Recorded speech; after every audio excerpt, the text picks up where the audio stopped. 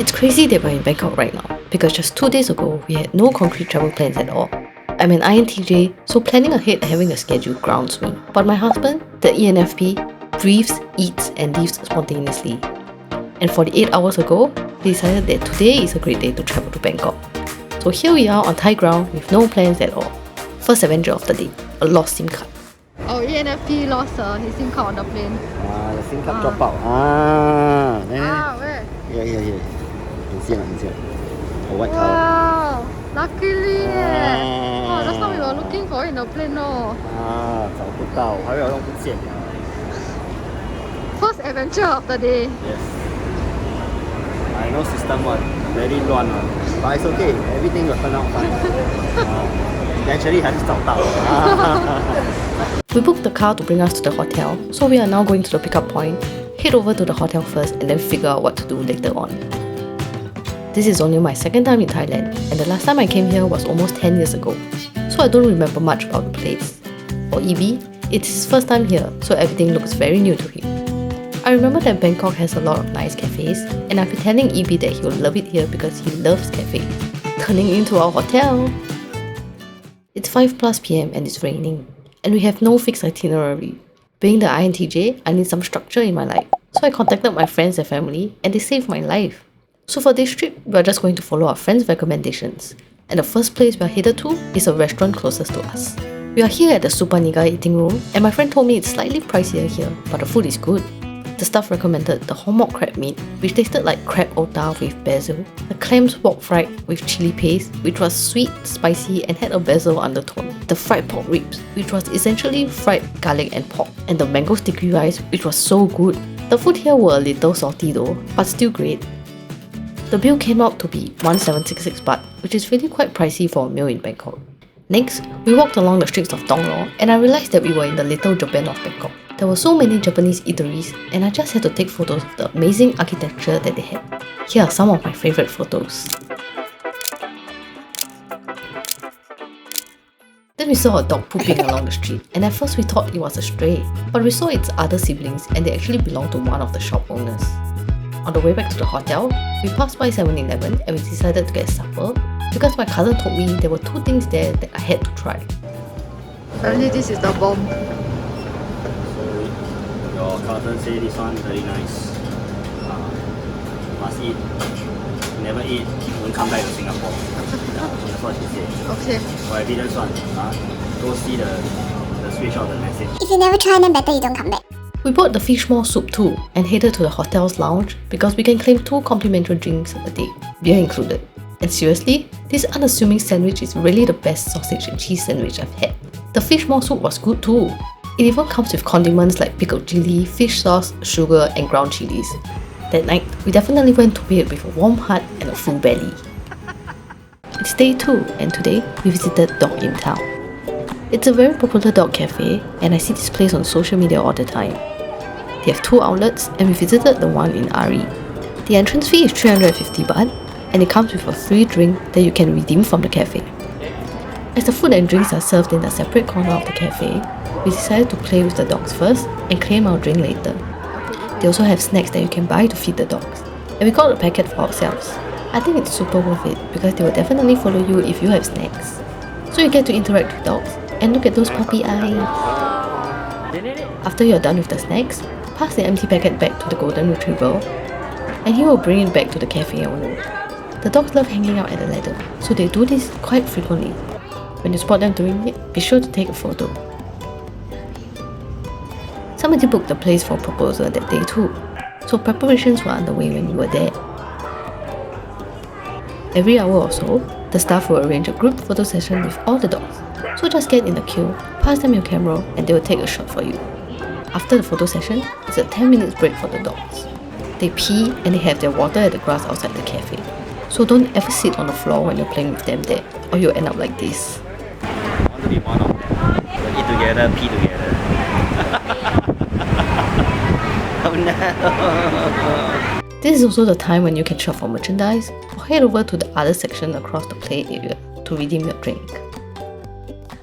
The names of the dogs are on the cup, and there were strawberry jellies in a paw shape. Bye doggos, see you next time! Next, we headed to the area near Chulalongkorn University for early dinner because we heard that the place that we were going to is really popular, and my cousin warned me that we could queue for hours. And the place is none other than Jeh O Chula. We reached the place at 4 PM, 30 minutes ahead of their opening time, and we actually got a seat immediately.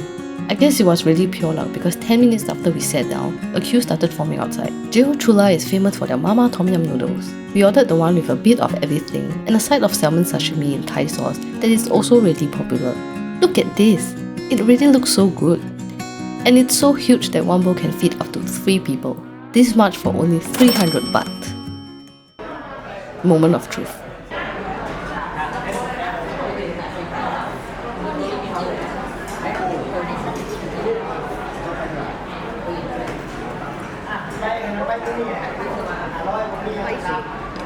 It's super good but super spicy.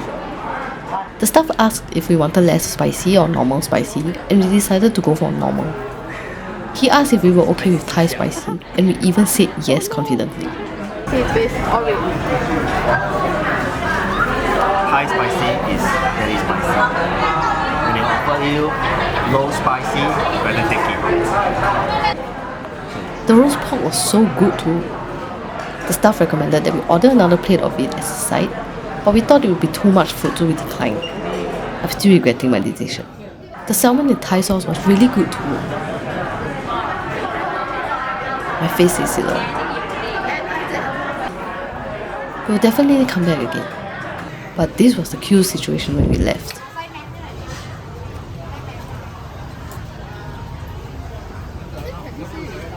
Oh my god. It's day 3 and we are here at Jeh Hai for lunch because we heard it's good. We reached at 11:40 AM and there were 6 groups of people in the queue. We got a seat after 45 minutes wait and read through the card that tells us how to enjoy the food. We ordered the signature crab fried rice. We had a strong wok hei. I expected the crab meat to be equally good, but it somehow lost its original taste and was rather bland. I preferred the crab omelette because the crab retained its original taste and sweetness. It tastes even better with the green sauce, which is a combination of garlic, coriander, chili, lime, and fish sauce.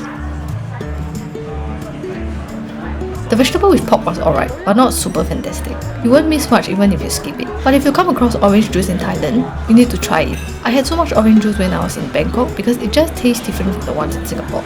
We left the restaurant at 1+ PM and this is the queue you can expect at this time. This was on a Friday afternoon. Then we went to Little Zoo Garden, which was operated by the same people who runs another popular pet cafe, Little Zoo Cafe. The capybaras are the reason why we are here, so naturally we spent most of our time with them.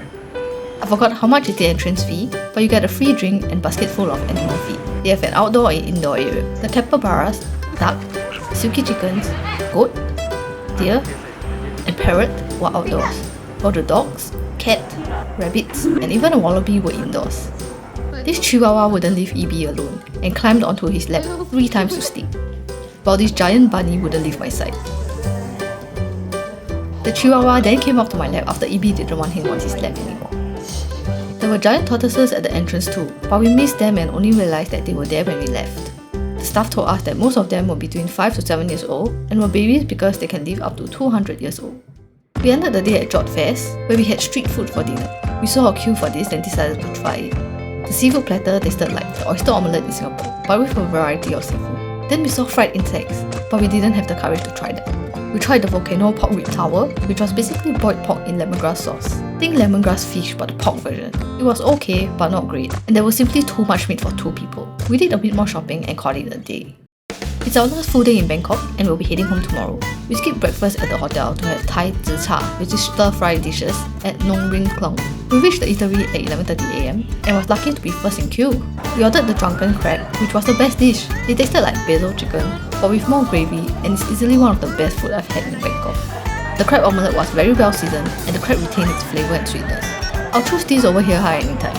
The tom yum soup wasn't the typical sourish and spicy kind that I'm used to. It had an acquired taste and I preferred the regular tom yum.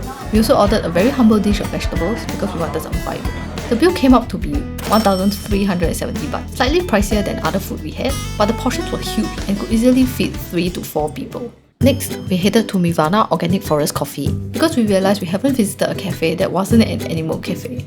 The cafe looks like a haven in the middle of a forest and I love the vibe of the place. It was a Saturday, so the place was packed.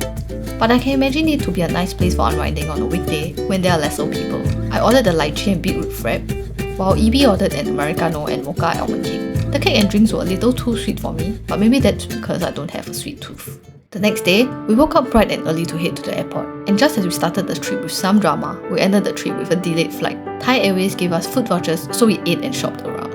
Although this trip was a very last-minute one, the spontaneity and unpredictability made it more exciting than it would have been. Although sometimes I get annoyed that I'm the only one planning for trips, I have to thank the ENFP husband for projecting some spontaneity into my otherwise too structured life. Thanks for watching and see you in the next video.